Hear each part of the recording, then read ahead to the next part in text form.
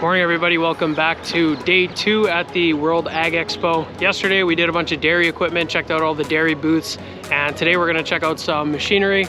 There's quite a few equipment booths out here, so we're going to check them out. Probably start with John Deere here and get right into it.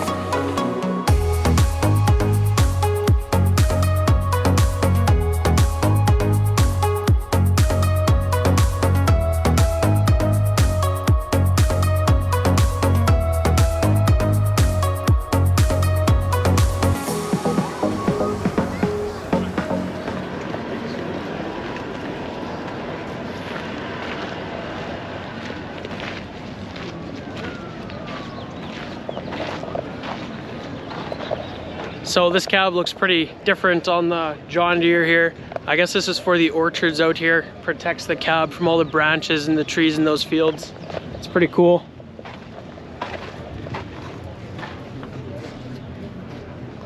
Looks like a tank in there. Look at the exhaust.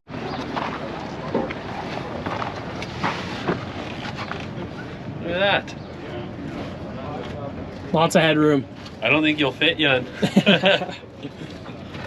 Wow. So we're at the John Deere booth here with Paul, and he's going to tell us about this sweet John Deere chopper behind us. Good morning. So what you see here is John Deere 9900 SPFH. This would be our largest model in our lineup. It's equipped with a 24-liter Liebherr engine rated at 956 horsepower. We advertise in corn up to 400 tons per hour instantaneous throughput. This would be equipped with a Extreme processor, which is supplied to us by Shear Inc. It's also equipped with a 772 12-row large drum corn head. This is the largest corn head that we offer. We offer it in large drum or small drum, depending on what size of crop you're planting. Typically a large drum would be for a taller, heavier crop, and small drum is a little better for smaller plants and milo and small grains like that. A couple of cool things you'll see here. There's a 50th anniversary sticker on the side. This is 50 years, our 50th anniversary of SPFH, so that's pretty cool. Sweet. Started in Ottumwa, Iowa, and then transferred to Zweibrücken, Germany in the early 90s. Cool. So, just walk around the machine a little bit.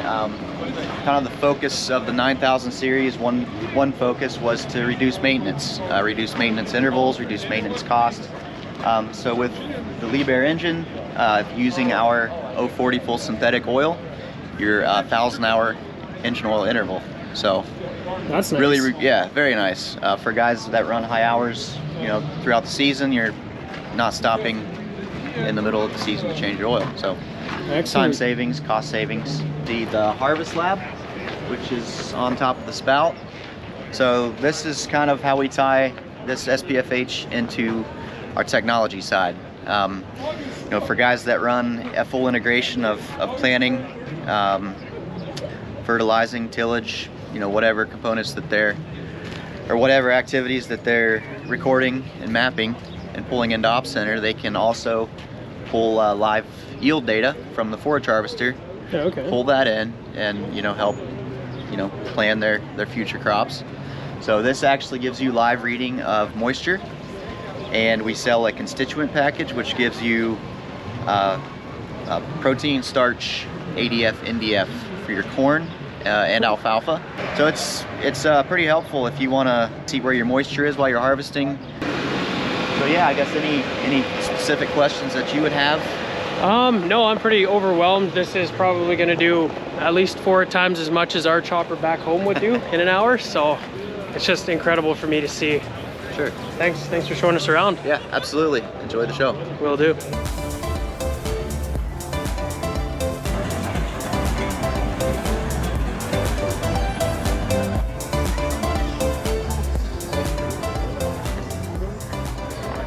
Now we're with Chase here, and he's going to show us the swather. I guess he called it a windrower, which is what they call it down here in the States. But yeah, take it away. Yeah, so you can call it whatever you want, right? But the job is to cut the crop and put it in a nice windrow to dry down quickly.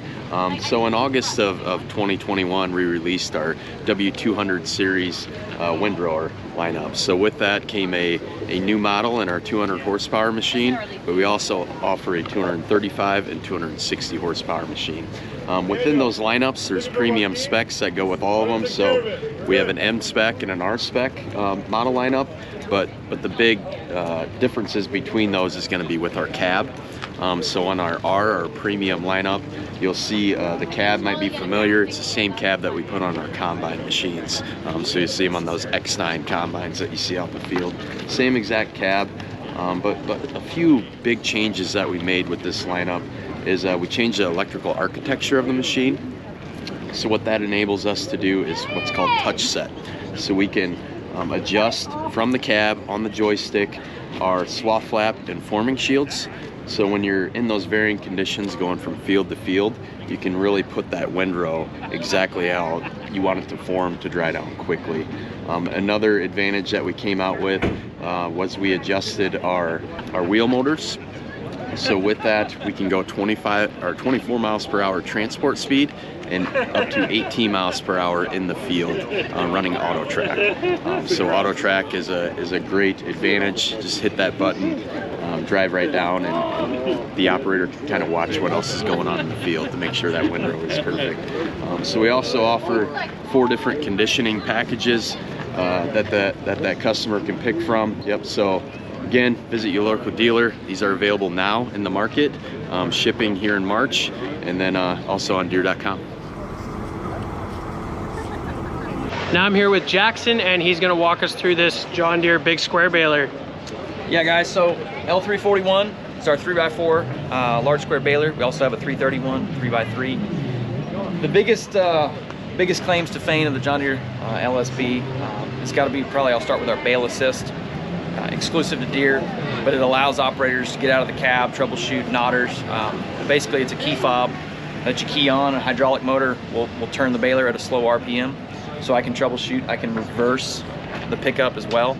So if I've got a blockage or something, before I can just go running through the cab, I can also, cycle the knotters, see if there's any issues, kind of see it in slow motion before you get back in and resume operation. We've got weight and moisture, so flake by flake weight count, which is really key for guys to know, just how heavy they want to build a bale, depending on the crop you're running in, as well as moisture, knowing exactly what you're putting up in the field. That's really key. A lot of guys want to maintain a certain parameter, prevent loss later on, or God forbid a thermal event. Yeah. So we really pride ourselves on having accuracy for weight, moisture, and data. And we tie all that together with a really exclusive feature called Bale Mobile, where we take all of our data out of the field, weight, moisture, bale count, and we track that on an iPad app called Bale Mobile.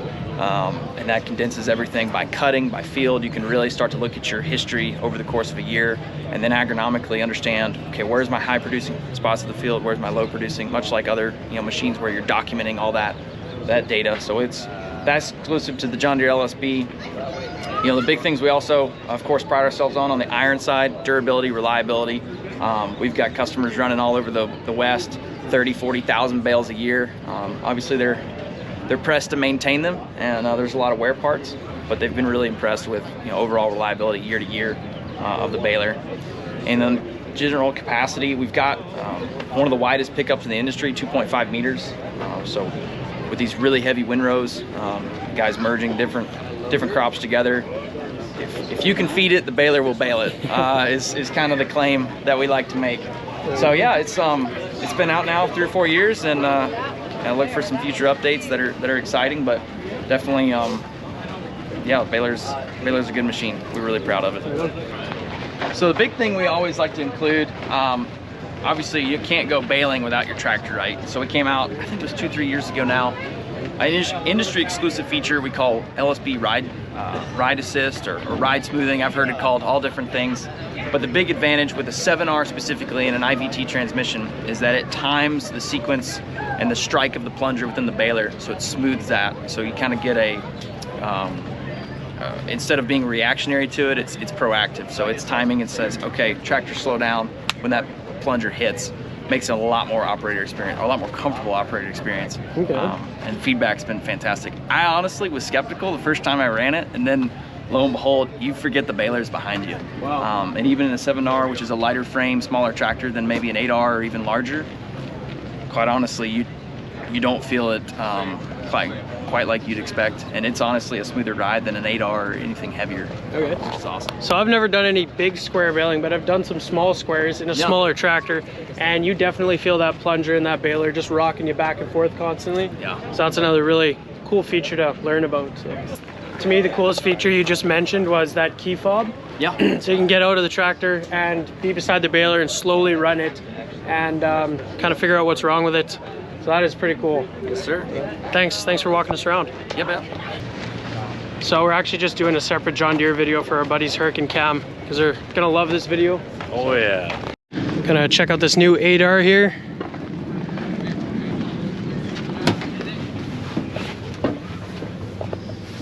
All right, so if you're familiar with the 8R that we had previously, there's been some cab updates to it. You can get different models of seats. You can get heated, cooled seats. This one does not have it, but you can get heated, cooled seats, back massaging seats, all that comes with the Signature Edition. You're still gonna have your Gen 4 display like you've had in previous models. The steering wheel and a couple other things have changed. Our radio, this is a lower spec radio, but we do have the ability to have like Apple CarPlay radios in here as well. So we could check the 9R and see if that has that set up. So, but yeah, those are some of the updates. You'll see a couple other just creature comforts that have been changed since the last model, but generally speaking, all the components are pretty similar, just look a little different. Awesome, thanks. Yep. The current time is 10 o'clock. Ready to learn more You'll notice about we did some livestock, hood styling and changes there. orchards It's and a little more vineyards? aggressive. Head to the seminar center and sit in on a session. A full schedule is on the app and in your show guide.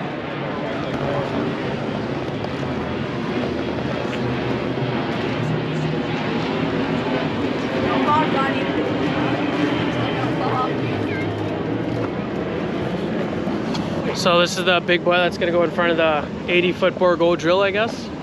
Yes, so I mean, we do have 9520, 590 and a 640 now. We had a 620 previously, but with our newer models, we have a 640. So 13.6 liter engine. It's our new engine. It's what's in our X9 combine. It's in what's on our 9 series tractors, and we've had a lot of success with that. A lot of guys like it. Has a pretty good torque curve. It pulls really well. We have IPM that gives you extra additional horsepower above what the rated power is on the hood. And so for a guy running a 620 a year or two ago, a 590 is a pretty good fit because of the additional horsepower they get, and the torque curve is just phenomenal on it. A lot of guys have said it pulls really well. So, but if you're wanting bigger, we do have 640, and that does come with additional IPM on top of that as well. So that additional horsepower that you're talking about, is that kind of like the boost rating they would give on a tractor? Yeah, it's more of our boost, yep.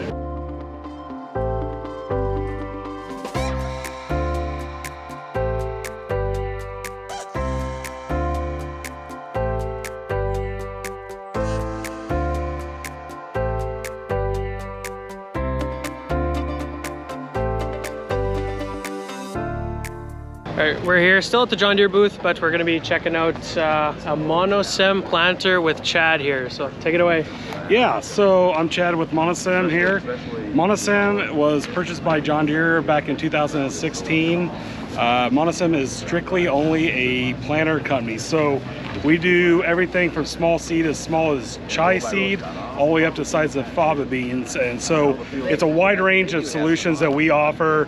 Doing like here out in California, we do a lot of onions and carrots, lettuce, a lot of different small seed.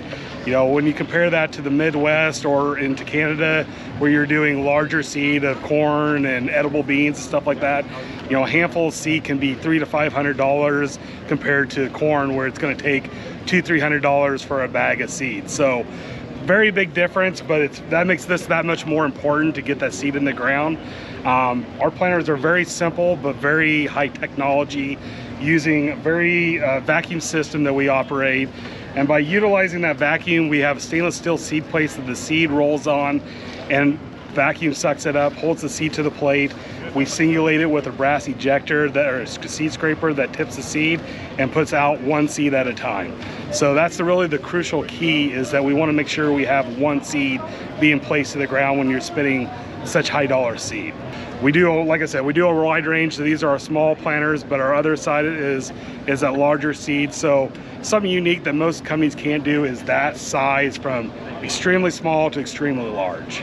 Okay. So Cool. yeah. Well, thanks for that explanation. I guess I kind of understand it now. Really expensive seed needs to be placed as accurately as possible. Absolutely. Because you don't want to be wasting it. So. Awesome, thanks. Thank you. Appreciate it.